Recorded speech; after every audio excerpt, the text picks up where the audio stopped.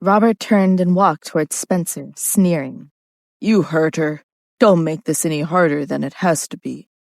Spencer stood his ground.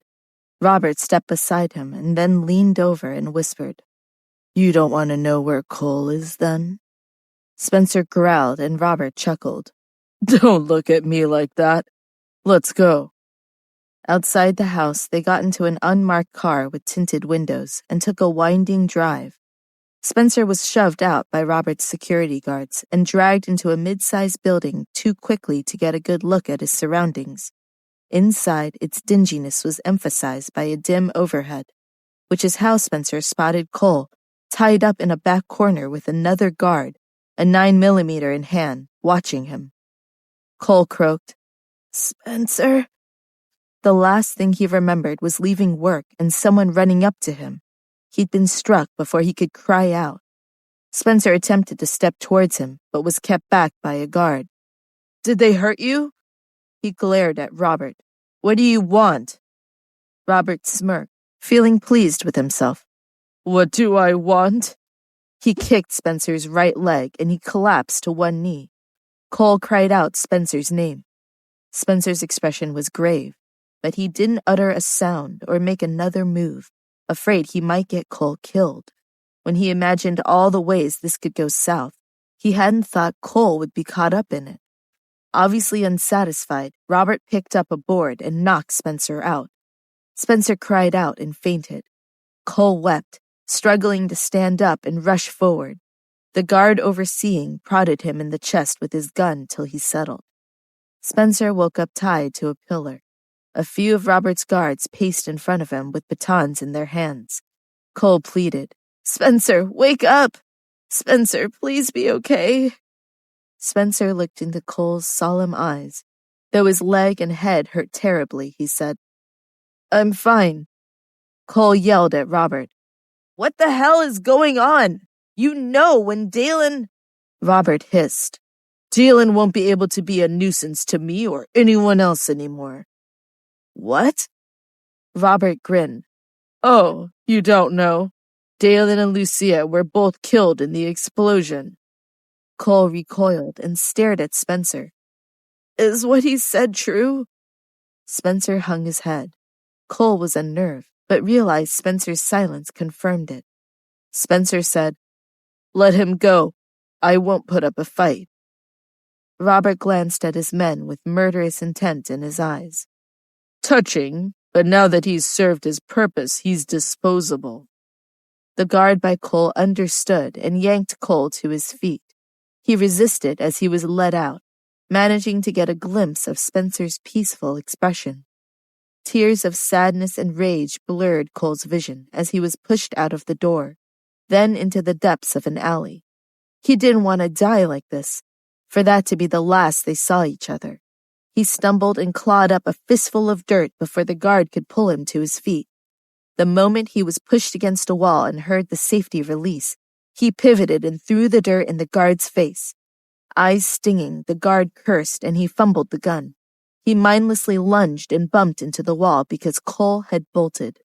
Cole's lungs were on fire, but he kept pushing. He would go back for Spencer, but first he needed help. Once he'd gotten far enough away from the building, he staggered into a small park bordered by shrubs and put his hands on his knees. He gulped down air and felt for his phone while he rested behind a tree.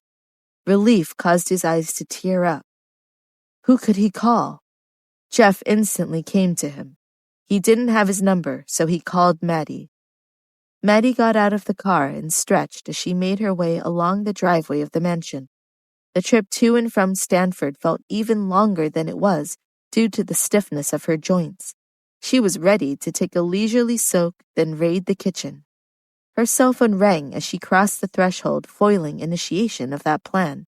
But when she saw that it was Cole, she eagerly answered. "Cole, did you find Lucia?" No, but I need your help with something." Maddie grew serious, hearing the tremble and urgency in his voice. "Go ahead." "Robert abducted me, and now he's got Spencer. He tried to have me killed. I hate to think what he's doing to Spencer, but I can't rescue him alone." Maddie set aside processing the finer details, discerning what Cole was asking of her. "Where are you? I'll go get Jeff." "Give me a second." Maddie heard rustling. "I'm at a park near the intersection of Yancey Boulevard and Scrub J Street." She told Cole she'd have Jeff call him back when they were on their way, and went into the entry hall. She asked the first butler if he saw where Jeff was.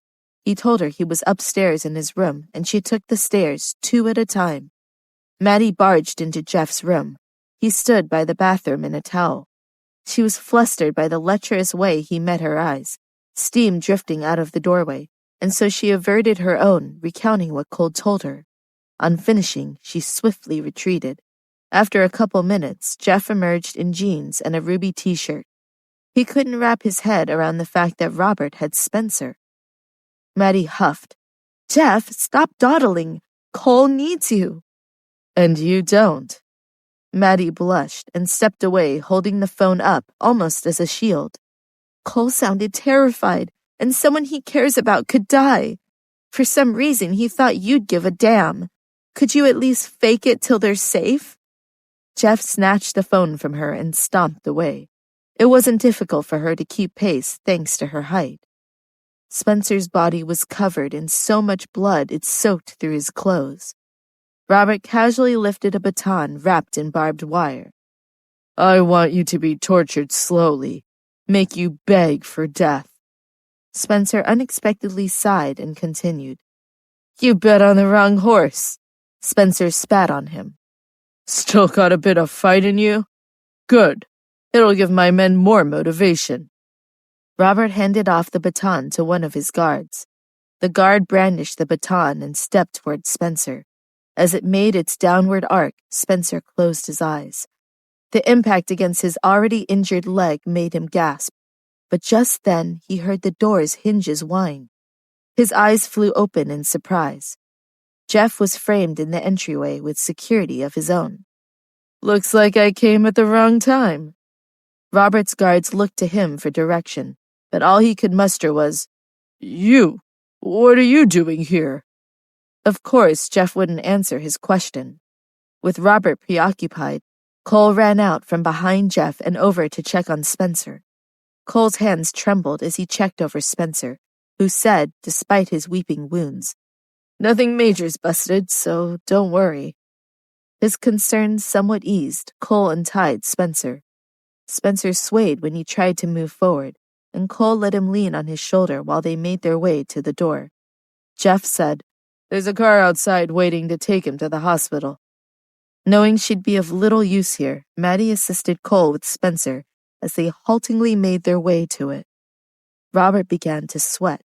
Jeff was not only the sole heir of the Holmes family, but someone he didn't want to trifle with. Remembering the time Jeff held Lucia captive and Dalen rescued her, Robert said, "You don't have a good relationship with Dalen. Why did you save Spencer?" Jeff looked at him sinisterly. "It's none of your business, but my relationship with him is good. And when did I say you could speak?" Jeff approached Robert and he raised his hands. The latter's men fled, knowing they were no match for an infamous mixed martial artist. Jeff turned and shook his head, so his guards stood aside. Robert didn't blame them, but his heart clenched with fear. Jeff loomed over him. "I'm not going to kill you." He leaned down in his face with emotionless eyes. "But I don't like people suspecting me."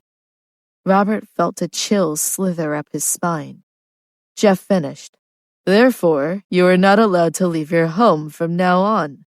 If I find out, you will suffer a fate worse than death." After he said this, Robert dropped to his knees and he left. When Jeff got into the family SUV, their chauffeur informed him Maddie went with Cole and Spencer. Jeff's nails dug into his palms because she hadn't asked his permission. Then Spencer's battered body and what Maddie said to him earlier flashed across his mind, and he dialed it back, refocusing some of his resentment towards Robert. Perhaps he'd been too lenient. But did he want that conniving excuse of a man's life on his conscience? Well, if Robert disobeyed him, he'd soon find out. So he cleared his head and gazed out at the city's luminous blur. In the ER's waiting room, Cole was extremely worried. The doctor had confirmed Spencer's wounds weren't too serious. However, he required a few stitches, and she'd wanted to monitor his leg as well, so they kept him for 48 hours. The doors opened, and Spencer was wheeled out by a nurse. Cole led them out to his idling car. Spencer reluctantly let Cole and the nurse help him into the passenger seat. Before the nurse left, he gave Spencer a plastic bag and said to Cole, "He's healing well, but he still needs to take it easy. His belongings are in there, along with his exit paperwork, prescription information, and extra bandaging with instructions from the doctor on when and how to change it." Cole thanked the nurse and walked around to the driver's side. Once they were on their way, he asked, "Is it painful?" Spencer tried to laugh it off, but grimaced as his abdominal muscles contracted. "I'll be all right." Cole pulled the car over into a parking space and took Spencer's hands in his. "You know it shows strength to admit when you're hurting." Spencer was confused by Cole's upset expression. It wasn't that he doubted him. Instead, it was his inexperience with someone caring to this degree. Though it stung to admit, even Dalen didn't. He finally nodded, a warmth coursing through him, then pulled Cole's hand to his chest and leaned over. Cole hesitated. He'd never kissed someone who, he realized through the trials of this week, meant this much to him. "So, you don't hate me anymore?" Spencer smiled tenderly, cheeks flushing a bit. "I never did." Their lips met, and for a while what was right here took center stage. When Cole came back with lunch, Spencer was on the phone. He hung up and Cole looked at him expectantly as he set out their food. After he stood, rocking on his heels a minute, Spencer said, "Dalen isn't missing or dead. He's in the hospital unconscious." Cole sat heavily. "What about Lucia? Is she really?" Spencer wasn't sure, so he replied, "Lucia is still missing as far as we know. Maybe Dalen will have some insight." "What about the children?" Spencer shrugged, but something clicked in his eyes. "There hasn't been any news." Cole knew how badly Lucia had been hurt by Dalen, so he guessed, "You think she took them to escape Dalen, right?" "Probably." They ate unhurriedly, each absorbed with questions. For both, it was confusing on how she'd managed to practically vanish and where she would have gone. For Cole, whether he'd ever see his friend again, and if it didn't endanger her and the kids, would she be glad to hear from him, was the worry. For Spencer, he was worried about answering to Dalen about the situation, whenever he woke up.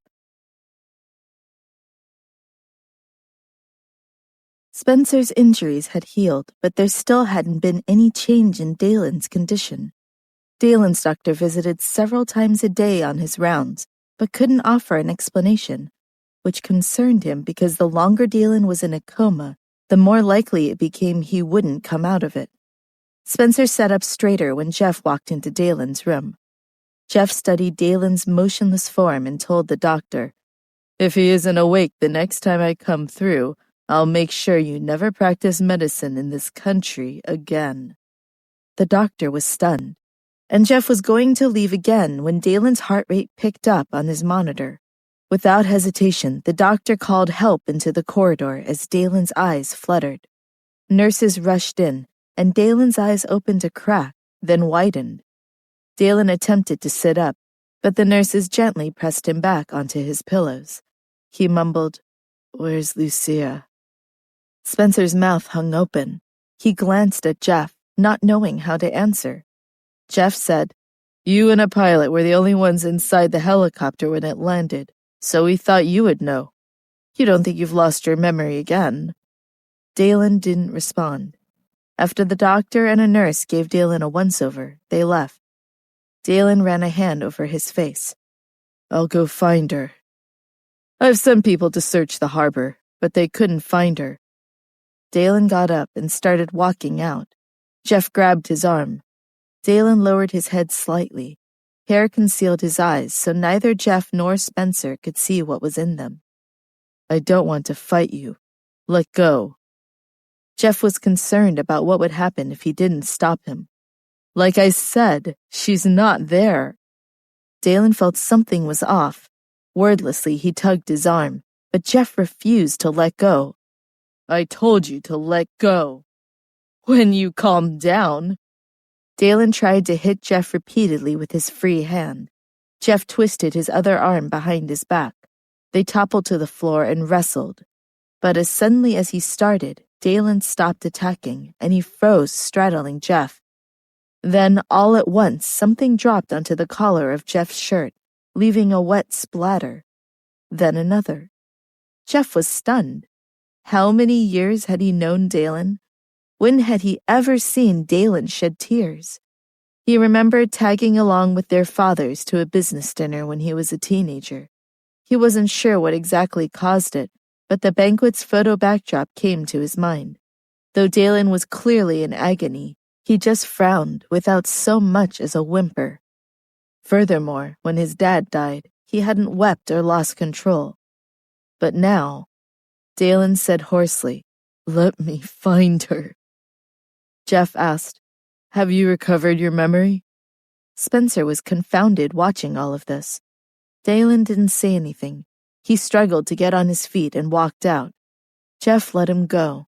Spencer followed silently, and Jeff shortly after. The darkening clouds overhead signaled a storm was coming. After so many days, the area of the harbor where the incident occurred had quieted down. Passers-by didn't understand why there were always ships circling its waters these days. Why were there people at the top of it fishing with strange poles and nets? Dalen stood on the beach where they'd landed that dreadful day, observing the scene. His eyes were even more terrifying and scarlet than when he was on the helicopter. Jeff patted Dalen's shoulder as an effort to comfort him. He also didn't want Lucia to be gone. However, if Lucia really did jump out with a bomb, there was little chance any recognizable trace of her would be recovered. Dalen looked at Jeff and said emotionlessly, "Call off the search." This surprised Jeff, and, before he completely processed this declaration, Dalen continued, "I wish I could drain this entire harbor. Have it blocked off." Jeff snorted. "Are you serious? If you did that to San Pedro Bay, home of two of the world's busiest ports, you'd severely disrupt international commerce. And it goes without saying, our money-loving government would come for you." He snapped his fingers. "Like that." Dalen shrugged and returned to his vigil. Jeff let out an exasperated sigh. "We've been out here all day. It's time you went home and got some rest, not only for yourself, but for your kids. Spencer's gonna find them, and you need—" Dalen laughed bitterly. "My kids are also missing. Just go away." Enraged, Jeff located Spencer, who was in equal parts baffled and dismayed, and gauged he was a sufficient distance away. He swung on Dalen and knocked him out cold. Spencer was in motion the instant Jeff raised his fist, so he was there to catch Dalen. "What are—" Jeff retorted. "What? Had another idea?" Spencer shook his head and carried Dalen back to their SUV. He fretted over the consequences there were sure to be when Dalen came to consciousness. At dusk, Dalen woke up in his room with a pounding headache. There was a tray of food on a standing dinner tray next to his bed, but he was too upset to be tempted by the delicious aroma emanating from it. Jeff said, "I did this for your own good." Dalen stiffly glared over at Jeff leaning against the wall by the window. "Did you? I know what you're feeling right now. You don't understand." Jeff chuckled. "There's nothing I don't understand. You're still the Dalen destroying himself over a woman." Dalen bit his lip, and Jeff came over and moved the tray across his lap. "Now eat up. Like I was trying to tell you, the kids are going to need you when they're found, and Lucia would hate you if you weren't there for them." Without another word, Jeff left Dalen to ponder. Dalen looked at the toasted bread and soup before him. He choked back a sob, thinking of Lucia. Why did she leave him? How could she leave him? He made a vow then and there to do whatever it would take to bring her back to his side. Dalen had been having trouble falling asleep, so Jeff periodically added sleeping pills to his food. But with Dalen's picky appetite, sometimes he didn't eat, which meant sometimes he stayed up all day and all night. Outside Dalen's door, Spencer asked Jeff, "Have you found any leads on the twins?" Jeff said, "No, and I've spent my connections. However, I hired a dive team to comb the floor of the harbor around where Lucia jumped out. So prepare yourself." Spencer and Jeff would be able to accept what was uncovered, but not Dalen. Whether bits of her were in the harbor, or she'd used the chaos as cover for an elaborate escape, he would never tolerate the possibility she'd gone. The dive team didn't find anything, and speculated that after more than a week it was unlikely that they would find anything of Lucia out at sea. To Dalen, this only proved Lucia was still alive. No one challenged his belief, wary of being subjected to his wrath. Dalen strolled through the mansion, pondering what was to be done. After a couple minutes contemplating, he ordered Spencer, who was forever behind him, to double his efforts to locate his children. "We need them so Lucia will be happy when she comes home." Spencer immediately thought, Lucia's never coming back. He didn't voice this, of course. Instead, he said, "I'll talk with the LAPD." He went to do this. Dalen walked towards the rose garden. He was eager to be surrounded by its vibrant display of colors, not the flat grandness of the mansion's interior. But he arrived to discover that a large section of roses had withered down to nothing but a few leaves, which dulled the surviving roses by infusing the garden with an ominousness. Edward dropped his pruning shears. Dalen stood there, exuding an oddly serene fury. "Didn't I say this garden must always be in bloom?" Edward shuddered and said in a hushed voice, "Yes, sir. I apologize for letting its care get away from me." Dalen ground out, "I'll give you one chance to make up for it.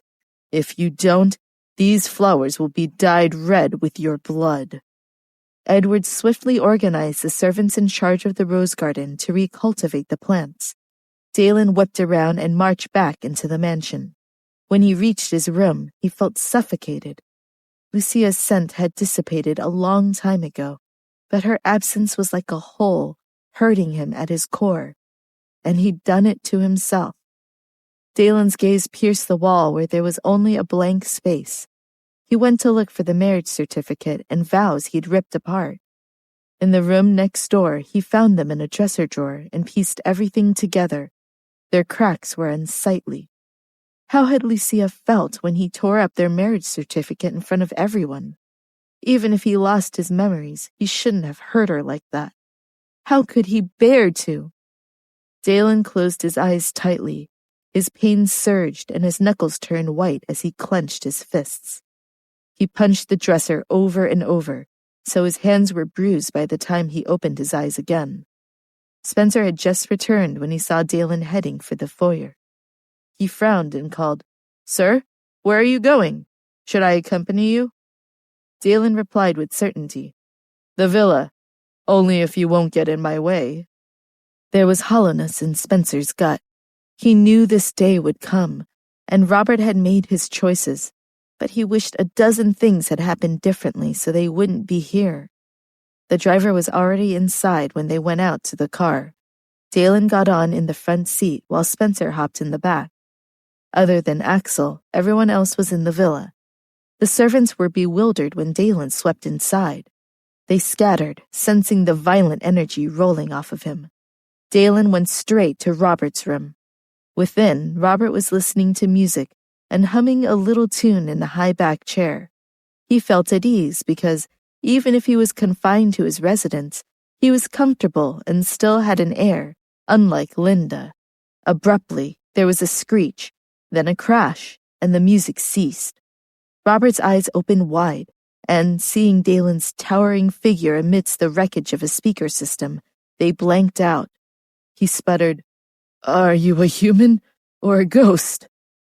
Dalen coaxed, "Come closer and find out." Robert recoiled in terror. "No, impossible. You died in the harbor." Dalen closed the space between them. You're the one who deserves to die. I'm your uncle. You wouldn't. You wouldn't! Oh, you always underestimated what I was capable of. Robert was too frightened to resist as Dalen wrapped his fingers around his throat and began to squeeze. Didn't I tell you at my birthday that I didn't care if you hurt or tried to kill me, but if you did anything to her, your life would be at risk? Robert recalled this. He'd just conveniently forgotten when Dalen. But wait, how did he know? His eyes widened further. Dalen grinned at Robert's realization and released him. Robert slouched against his chair and tried gasping for air greedily. Once he could, he nervously made eye contact with Dalen and put a hand on his shoulder. Thank goodness you came to your senses. Your father and grandfather wouldn't want this. For us... Robert glanced down and saw a knife protruding from his chest, just shy of his heart. Dalen jerked the knife out, and their eyes met one last time as he kneeled over. When Robert hit the floor, Dalen tossed the knife onto his body like he was nothing more than a bin. He then poured a bit of water from a glass on the side table and began cleaning his hands with a handkerchief tucked into the breast pocket of his jacket. At peace with his actions, he exhaled. Though he knew, with Lucia's absence haunting him, he still wouldn't be able to sleep.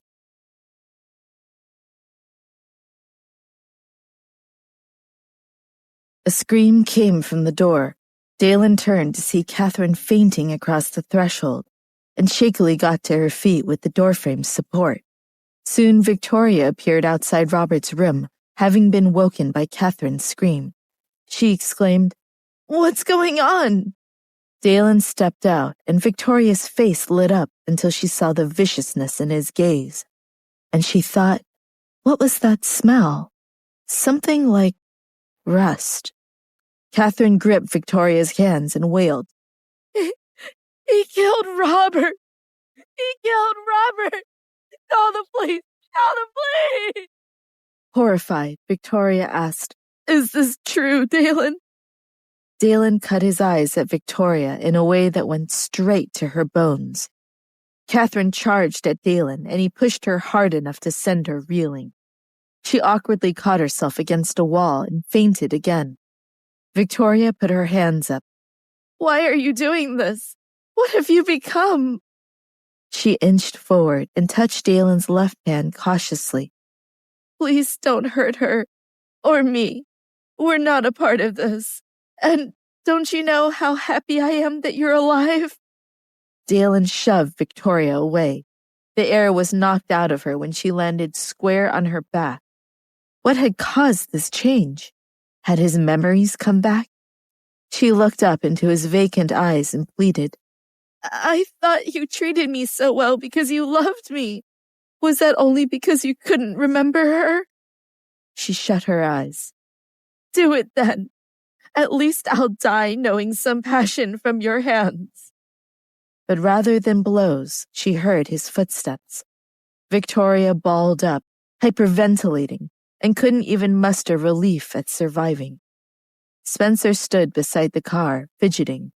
Finally, Dalen emerged from the villa. He got in with Spencer and sucked his teeth. I'd finished it. But then Catherine and Victoria accosted me, and I was nearly out when someone jumped me from the shadows. I reacted, and I think it may have been Victoria's maid. She wasn't moving. Spencer grimaced as they drove off. He didn't think he could handle any more of this mess. Inside, at the base of the stairs, Melissa took her last confused breaths, reconsidering her act of bravery. When Axel got home, the scent of blood hit him, and he flinched as Melissa lay on the bottom steps and his mom's shouts echoing through the halls. He ran to Catherine and found Victoria consoling her by a far grislier scene. Dismayed at the horror he'd witnessed in a handful of seconds, he sank down beside them. Catherine grabbed his forearms and sniffled. Axel, your father was killed by that vile Dalen. The police should be here presently, so we'll need to clear the scene.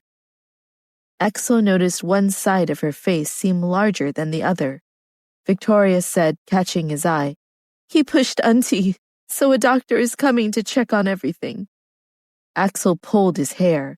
As if killing his dad wasn't bad enough, he had to go and disrespect his mom.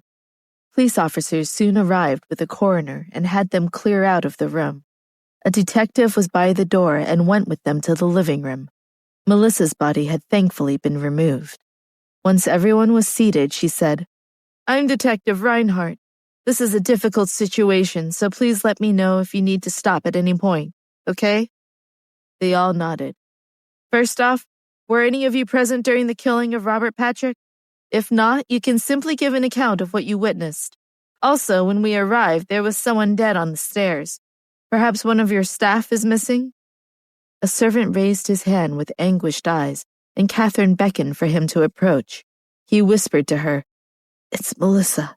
When we heard Dalen's car leaving, we came back into the house, and she was—" He began to sob, and another servant pulled him back into their huddle by the entry. Catherine gaped at Victoria, aghast, and said, "Tyler has informed me it's your personal maid, Melissa." Victoria gasped. Detective Reinhardt told her partner, who'd entered while she was introducing herself, to begin interviewing the staff. Then she said, "All right, now tell me what you know." Axel held Catherine as she recounted the episode haltingly. Victoria supplemented what Catherine shared in a daze. Melissa had been her maid, confidant, an occasional co-conspirator. Was she to blame? Or had Melissa merely been another obstacle to Dalen? Since he wasn't home, Axel didn't have anything to add but only his experiences witnessing the aftermath.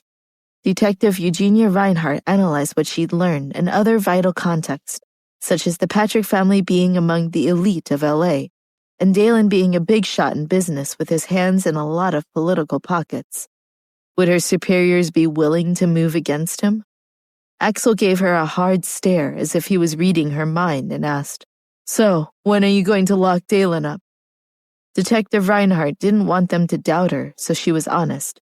"We can arrest him, but if it's deemed there isn't enough evidence to charge him, he'll be released in 48 hours.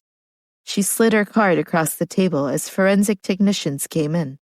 "Forensics is taking DNA and fingerprints from everyone for cross-comparison.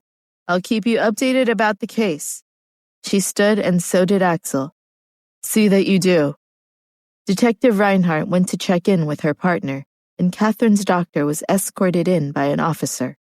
After a brief examination, the doctor retrieved some ice from the kitchen for Catherine's swollen face, then assisted her to the master bedroom to rest. Victoria fell back on the couch and, overcome with emotion as well, Axel leaned his head on her shoulder. He wasn't sad or angry, but he did grieve for his dad, despite their conflicts, because of the terrible way he died, for his mom's broken heart, and the fact that once his dad's love for him wasn't mired in thirst for the company.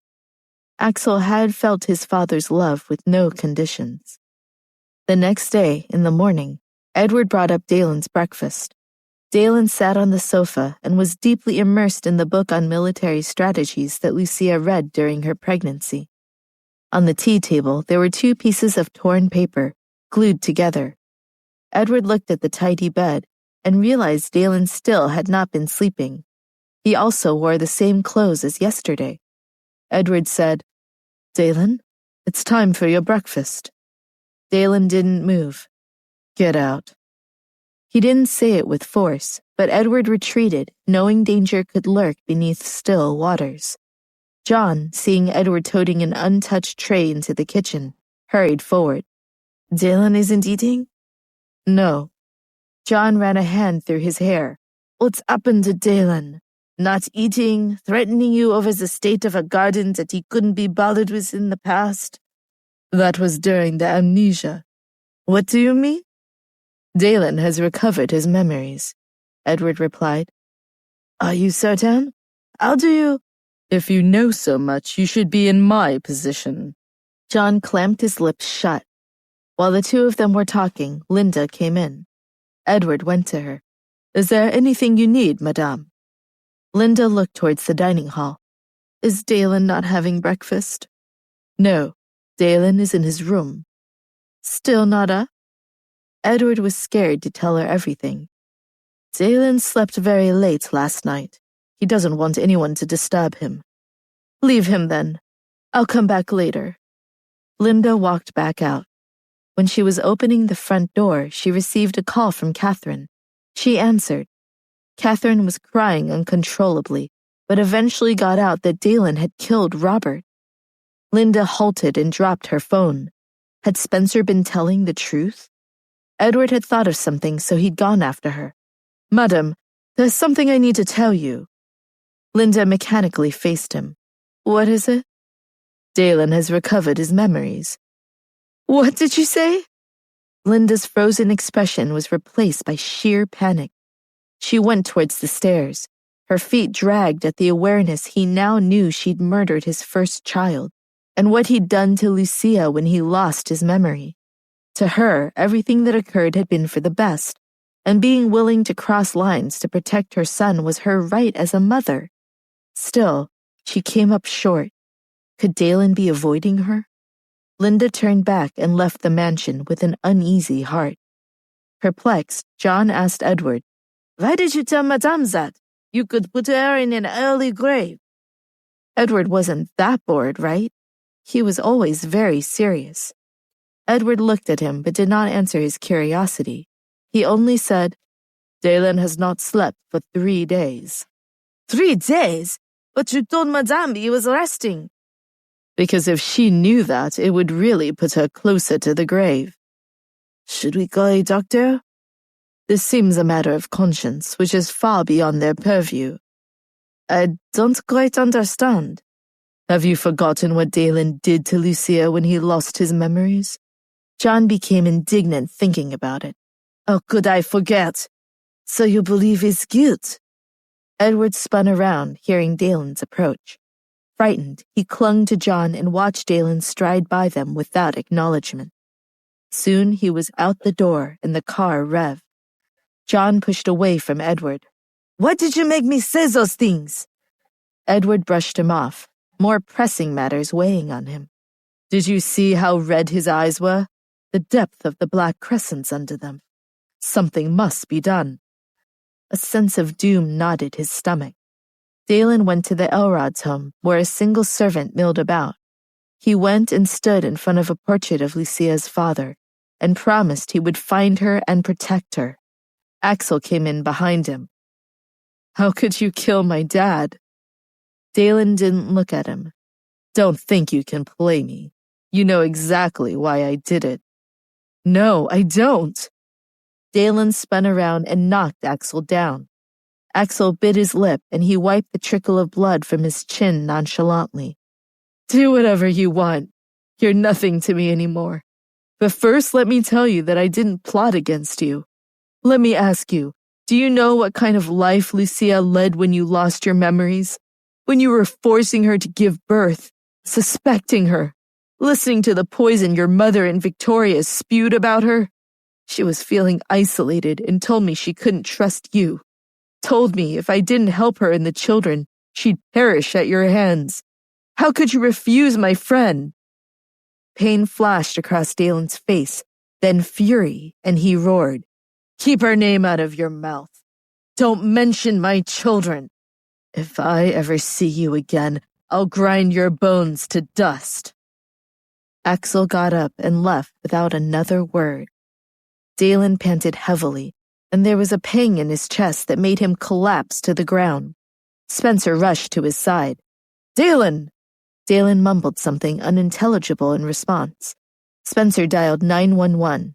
He told the operator it was a medical emergency and where to send an ambulance. Dalen, they're coming. Hold on. The doctor who had treated Dalen when he was in a coma anxiously assessed him and ordered numerous tests. He told Dalen, Sleep deprivation has been linked to your symptoms. I understand you've been taking sleeping pills, but those are a temporary fix and comes with a risk of suffering harmful side effects. I want to get to the root of what's going on, so one of the tests I'm requesting is a sleep study, and I'm referring you to a psychologist given your recent trauma. Dalen snarled. I'm not crazy. Though the doctor widened the distance between them, he didn't waver. No, you aren't. And neither are the millions of people who receive mental health treatment in this country. I'm suggesting it because it may aid your recovery. No, it is not within the realm of possibility that your symptoms could worsen and maybe one day prove fatal. Spencer shook his head at Dalen, seeing he was about to explode. Reluctantly, Dalen went along with the doctor's tests.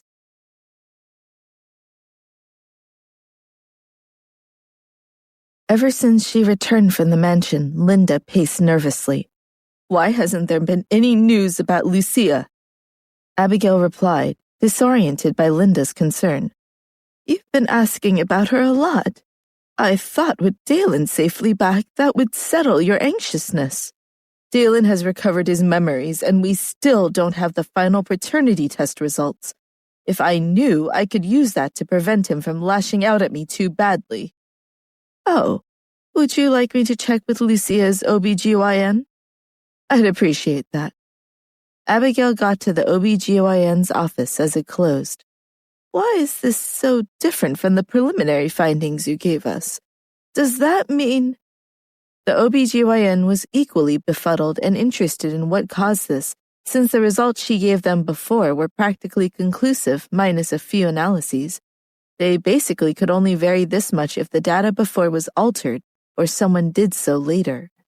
Abigail left the OBGYN to her brooding and raced back to the house. Straight away, Linda demanded to know what she found out. Abigail held out the report and Linda snatched it from her. As she read its contents, her eyes rolled into the back of her head and she fell down. Abigail got the smelling salts to bring her to stability. Breathe, madam, breathe. It's not like you were the one to change the results. She cradled Linda, who lamented. They're my biological grandchildren. What have I done? If Dalen knew of her blunder, would he kill her, too? Linda was extremely regretful, especially with Lucia missing. Abigail could not help but feel her regret. Madam, what are you going to do? How can I face Dalen? Linda's eyes were filled with tears. Lucia's loneliness and helplessness was because of me. How she struggled is on me. Dalen will definitely hate me. Madam, what has happened has happened. You have to explain it to Dalen, otherwise he'll think you messed with the paternity test. Abigail was sure the most important thing at this moment was to clarify, especially since, in truth, Madame wanted another outcome out of her dislike and intolerance for Lucia. Linda weakly got up. Yes, I'll go tell him. At the mansion, Linda already felt uneasy standing in front of its imposing doors. Abigail and her entered, and the floral bouquet of chamomile greeted them. Dalen was in the parlor, sipping tea on the sofa. Linda was immediately worried about Dalen's health and asked, What's wrong? Why are you drinking tea in this weather? Dalen didn't respond. After finishing, he gave Edward the empty mug. Edward moved away and whispered to Linda, Dalen has insomnia. It'll be a while before he recuperates, but the doctor is hopeful that his recommendations will start the process, if Dalen follows them. Linda looked at Dalen's unhappy expression. The skin under his eyelids appeared almost green. She was ashamed to have had a hand in this and knelt at her son's side. If Dalen was this troubled by Lucia, there was nothing else she could think would help him. Also, she thought her explaining things may pile on the hurt. Dalen looked over at Linda apathetically. Linda wished she could find Lucia for him, but others far more skilled had failed to turn up anything. And what of her grandchildren? Defeated before she had even begun, she walked back out. That night, Dalen stayed in the study, and Edward stayed posted up outside on the off chance he'd go to his room to lay down. So he was there when Jeff arrived. Edward blinked at Jeff. Jeff looked at the study door and asked, What's the matter? Edward's soul felt heavy. He thought that Jeff might have a solution, so he said, Dalen hasn't slept since he woke up from his coma. The doctor thinks a psychologist could help, but Dalen didn't go to his appointment. Jeff's eyes became pensive and he entered the study. No lights were on, so Dalen, who was sitting behind the desk, was enveloped in darkness. The air reeked of the cigarettes crammed into an ashtray. Jeff walked over and lit the last in the pack beside it. You made yourself like this for a woman. Is it worth it? Dalen's frown lines deepened. Jeff took a few drags, then ground out the cigarette. I'm acquainted with a pretty good psychologist that does house calls. I'll let her know of the situation. Edward expressed his gratitude to Jeff as he exited the study. Jeff nodded briskly and saw himself out. As his SUV pulled out of the mansion's driveway, Jeff thought about Dalen sitting in the shadows. No amount of sunny days could penetrate the gloom inside him. He would rather have Dalen fight with him than see him like this. If only he could bend the flow of time instead of it slipping through his fingers. In Stanford's music library, after a research spiral, Maddie was hefting her things into her arms when someone attempted to snatch her backpack. Without hesitation, Maddie yanked it away from the would-be thief and jumped when the face she confronted was Dalen's. She exclaimed, Dalen, what are you doing? What are you doing here? She glanced around. Is Jeff with you? Yeah, he wanted to surprise you. Something was off. Dalen's eyes were haggard like he needed a year's rest, and Jeff wanted to surprise her? He'd never asked about her studies or visited before. Dalen sighed, picking up that she wasn't buying it. Okay. I thought you'd be willing to lend an ear. She put a hand on his arm, empathizing with his position, and they exited the library. On the way to his car, Dalen told Maddie how challenging things had been for him, with so many questions still unanswered about Lucia and his kids' whereabouts. But as Maddie was ducking into the car, Dalen changed. All at once, he put a hand over Maddie's mouth, pinned her against the door, and jabbed a syringe into her arm. Before the plunger was fully depressed, she passed out.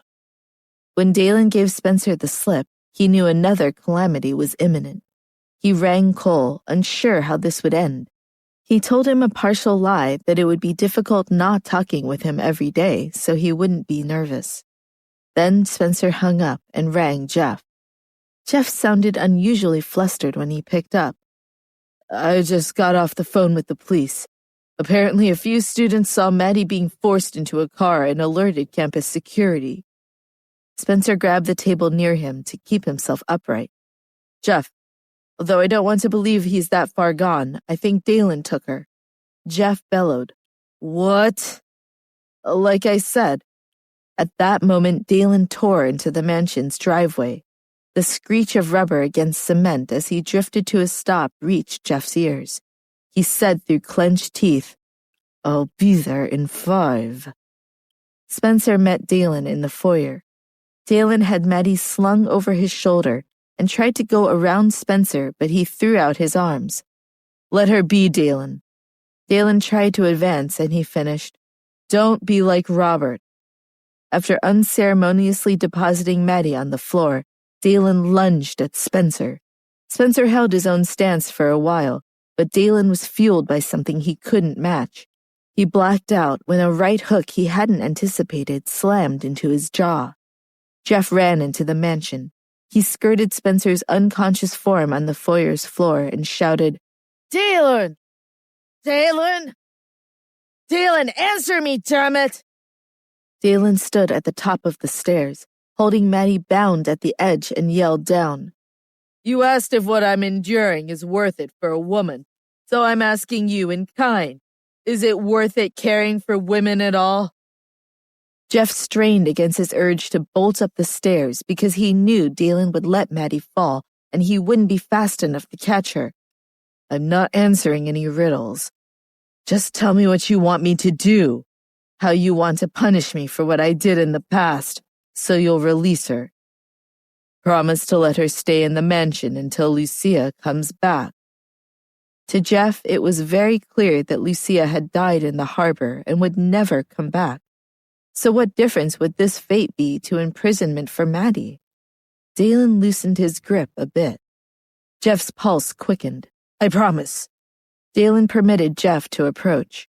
Jeff lifted Maddie into his arms. "Why is she like this?" Dalen smiled wickedly. "I shot her up with a mild sedative." Jeff barely restrained his anger and took Maddie to a guest bedroom downstairs. Edward, who'd been too horror-struck by what he overheard to make his presence known, came in and swore to Jeff he would attend to her. As Edward was coaxing Maddie awake, Jeff's phone rang. He picked it up and said, "Come now." Later that day, Ayanna Price had dealt with her fair share of tough cases and knew, without a word exchanged, that Dalen Patrick would top all of them. She started, "You haven't slept for a few days." Dalen reclined on a chaise lounge, looking out of a window. He replied, "I slept for half an hour after I brought Maddie here." Jeff cut in, "After you drugged her and took her against her will." Ayanna raised her hand. "Jeff, I'll have to ask you to leave for the sake of privacy." Though it further pissed Jeff off, with all his pent-up irritation at himself and Dalen, he complied and she continued, "Dalen, my name is Ayanna Price. I'm a psychologist with 20 years of experience. I think you could benefit from hypnotherapy, but it's a complicated process that will need your full cooperation in order to have any effect. I also must emphasize it's one tool that, used in conjunction with other counseling, as well as lifestyle and environmental adjustments, can reduce insomnia." Dalen wanted to mock her. He'd only let this woman into his home to humor Jeff, but at that moment he felt like the joke was on him.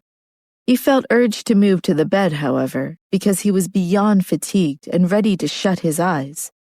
Once he lay down on the bed, Ayanna established an auditory anchor, then began to hypnotize Dalen. Dalen's mind was flooded with Lucia's figure as he closed his eyes. Her pain, the sadness radiating from her as she hugged his chest, her fearlessly walking the ledge of a roof to meet him, her despair when she jumped from the helicopter. His heart began to ache. Whenever his memories faded in and out, he would become unwell like this. He'd never once thought about the reason, never considered how profound Lucia's impact in his life was. Then she disappeared, and, he understood now, the void was consuming him from the inside out. Since he couldn't be with her, he let himself be immersed in all he'd neglected. 3 years later, Dalen had still never stopped searching for Lucia and his 2 children. He rarely left the mansion otherwise and became more solemn and taciturn. And even after regular sessions with Ayanna Price, he could only sleep for 2 to 3 hours, so he had permanent dark circles around his eyes. How he bared it no one knew because they didn't dare voice their opinion. The rose garden bloomed year-round, but Maddie, who was no longer restricted to the mansion's south side, had to take this small pleasure from afar because Dalen often lurked there. In 3 years, she had grown hyper-aware to his obsession with Lucia. In a weird way, she missed Jeff. His feelings at times upset her, and he could be as controlling, but at least she had a measure of freedom. Jeff would come by occasionally, but he was too embarrassed to look at her, let alone himself in the mirror.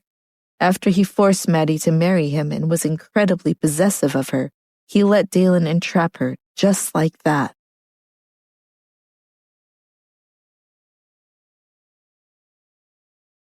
However, Maddie still couldn't see Jeff. She was even wondering if Jeff had changed after he left, and if he had found another woman. If he had, Maddie thought, she would shove the divorce agreement in his face. However, it had already been 3 years. When was Lucia planning to return? And if she were to never come back, would Maddie have to stay in the mansion until she died of old age? Although Maddie stayed in the mansion, Dalen never went to see her. It was as if she did not exist. Maddie would occasionally see Dalen, when she would unintentionally discover him in the rose garden. However, she could only watch from afar. She was afraid that if she appeared in front of Dalen, he would torture her. The experience of being submerged in the pool had left a lingering fear in her heart. At this moment, Maddie saw Spencer walking towards Dalen.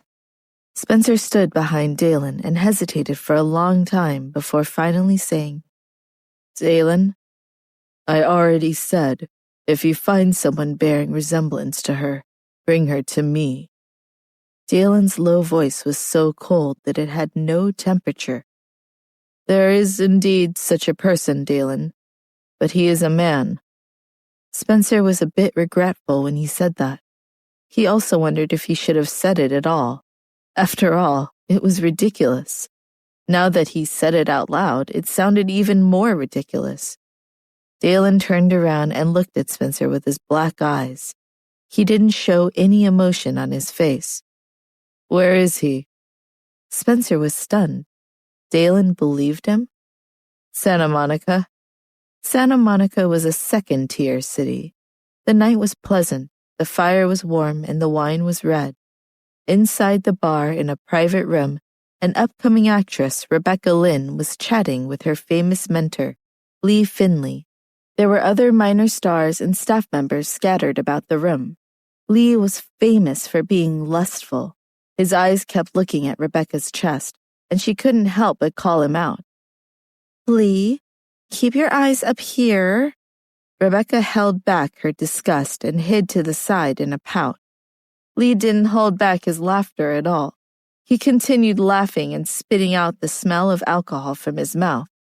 "Rebecca, you don't even know how lucky you are. Do you know how many people are gunning for this role?" "Of course I know. The scenes in this movie are really interesting and unique and beautifully written." Rebecca smiled. "Do what I say and the lead role will be yours." Lee continued inching closer to Rebecca. His meaning was clear. There was no mistaking what he was asking of her. "Lee, stop. There are so many people watching." Rebecca could only use the people around her as an excuse. "Then should we go somewhere else?" Lee asked. Rebecca kept avoiding Lee's face. Who wants to go somewhere else with him? If she hadn't wanted to do this court drama, she wouldn't have come out to drink with him in the first place. That didn't mean she wanted to get a room with him. She felt extremely disgusted, but still forced a smile on her face. How could she not offend Lee and also have the chance to film this movie? At this moment, the door to the private room was opened. A man with an elegant figure walked in. He was slender and wore a fitting suit. Looking at his face, his fair skin was incomparably handsome, and his small mouth carried a smile. His eyes were blue in color, as beautiful as a fairy. "Lee, you sure are interested." The elegant man walked over and sat on the sofa. He looked at Rebecca and asked, "If Lee isn't feeling chatty, I'll have to ask you." Lee saw the man sit down and immediately sat up straight. Everyone knew that Leon Rojas was famous for his ruthless character in the brokerage circle. But strangely, a talent like Leon had always been attached to the branch company. With his ability, he should have no problem moving up to the main company. However, no matter what the reason was, to be able to win the hearts of people like this, people must have some tricks up their sleeves. It was best not to be hostile. "Mr. Rojas, I didn't know. Lee flatters me." Rebecca giggled. Leon looked at Lee. "Lee, is this true?" "Trust me, I really like Rebecca. However, Leon, I have a good character here that I want to give to Rebecca. How about we finish this chat a bit later and I talk about the script with her alone?" How could Leon not know what he was trying to do? After all, he had been in the industry for so long. How could he not? "Fine by me." Leon immediately smiled until his eyes were bright like peach blossoms, as if he agreed readily. Rebecca's smile froze. She did not expect Leon to agree. Just when everyone thought Leon had agreed, he continued. "Mr. McCall's screenwriters are protective of their scripts and do not allow others to change a single word without their permission. This kind of harshness is also for the sake of excellence, and they're even involved in the casting process. But if we have a good talk today, we won't be needing the audition tomorrow. Lee, what do you think? The female lead had to be seen personally in order to be sure of Leighton McCall's temper. However, it had to be said that after he had read the script, there was no one who was not furious. Therefore, the director would not be able to play a role in the screenwriter's business. Leon's words made Lee a little afraid. Of course, he was afraid of Leighton McCall. Since he couldn't achieve his goal, Lee was a vengeful person. He didn't believe that Rebecca would be able to get the part with him interfering. Of course, even if that was the case, he couldn't let on. He could only say, "Right, that's right. Let's talk later." Rebecca followed Leon and left, getting into a car parked outside. Rebecca noticed that Leon's expression did not look good and became flustered. "Lee, I'm sorry. I know I shouldn't be here, but I wanted to fight for myself." "You mean I don't have the ability?" Leon's eyes slightly raised with a tantalizing allure. It made Rebecca's attention waver. "No, that's definitely not what I meant. If it weren't for you, I wouldn't have made it this far. My father's illness wouldn't have been paid for. I just want to help share some of the burden with you." "This is my job. You don't have to share it with me." Leon obviously knew Rebecca's intentions, but he decided to let it go. Rebecca herself did not like this method. Furthermore, Leon believed that Rebecca's acting didn't require such methods. He had taken a liking to the people he had groomed, not only for their acting skills, but also for their character. "Mr. Rojas, was what you said true?" Rebecca remembered what Leon had said to stall Lee and asked. "This film isn't for him to decide. It's Leighton McCall's decision. As long as you pass McCall's test, Lee doesn't have to worry about it." Rebecca asked, "Mr. Rojas, do you mean I have a shot?" "Mr. McCall likes people who have proper acting skills, and he wants the best person for the role. I believe in your ability. In the next 2 days, you should properly ponder over that role. Don't disappoint me." "Yes, of course, Mr. Rojas. I won't disappoint you." Rebecca looked out the window and said, "This is my stop." After the car stopped, Rebecca got out. Leon looked at the place where the car stopped and smiled. Rebecca picked up the honey cake she bought and passed it to Leon. "Hey, I bought it for your kids." "My son doesn't like sweets." "What about your daughter?" All right, Leon said, giving in and taking the cake.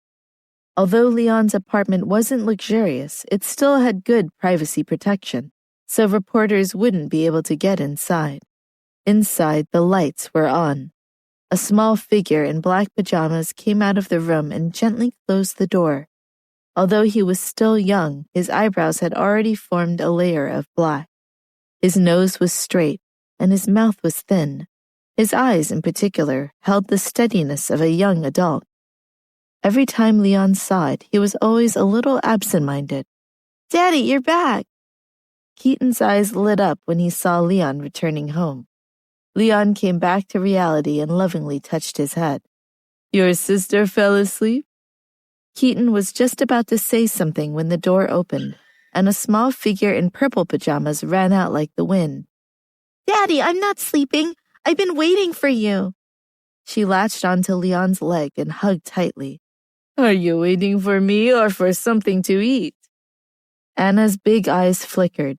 Her face looked extremely cute, but she quickly expressed her loyalty and said, "Waiting for you, Daddy." But Leon knew better. "Brush your teeth after eating," Leon said with a smile. "All right." Anna was eating her cake with her 2 short legs still dangling in the air. Keaton stood on the side, watching his younger sister eat. Ever since he could walk and make his own choices, he didn't like snacks or sweets. Leon thought that his 3-year-old child's level of self-control was better than his. Therefore, Leon could always buy dessert for Anna to eat. However, Keaton was a little fellow that was difficult to satisfy. "Daddy, I finished Journey to the West. Can you buy me something else to read?" Keaton suddenly said as he watched Anna eat the cake. Keaton was an interesting child. He felt that this child was a genius. Even at 3 years old, he could read all sorts of famous books, and he would only ask questions if he couldn't understand them. Leon would have to go to a bookstore or use the internet to buy him more sophisticated books, something that would satisfy him. "All right, I'll get something for you tomorrow." "Thank you." When Anna heard their conversation, she raised her small, cake-covered face. Her round face was bulging, and she didn't forget to say, "Daddy, you can't buy books for me to read." "Why?" "Because in my previous life, Daddy only wanted to buy me food." Leon was amused by her childish voice. "Where did you get that from? Keaton?" Keaton shook his head innocently. Keaton took a napkin and helped his sister wipe up her mess.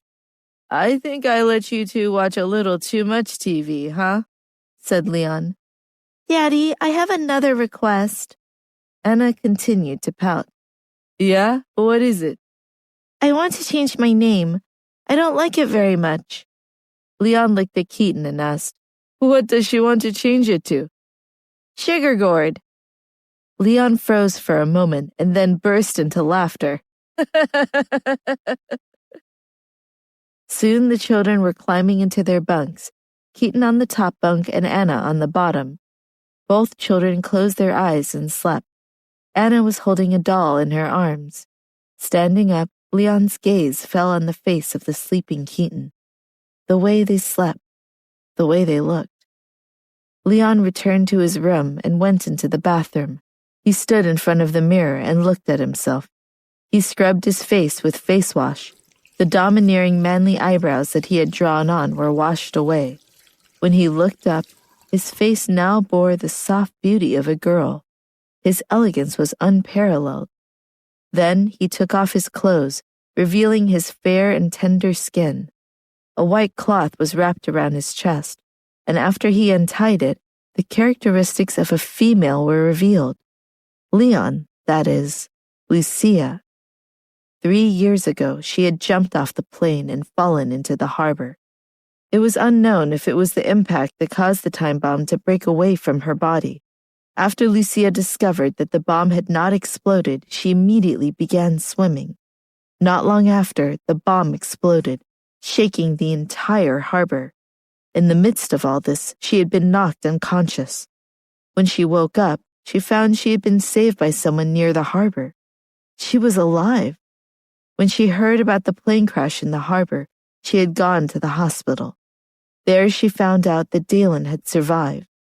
She wanted to go to him, but in the end, she turned and left, taking her children with her. There were too many uncertainties between her and Dalen. She didn't know what to do. Maybe it was his amnesia. Maybe it was his feelings. Either way, she had chosen to run. Stay tuned to Pocket FM for Season 2 of Tainted Love. Until then, enjoy some of our other exciting stories.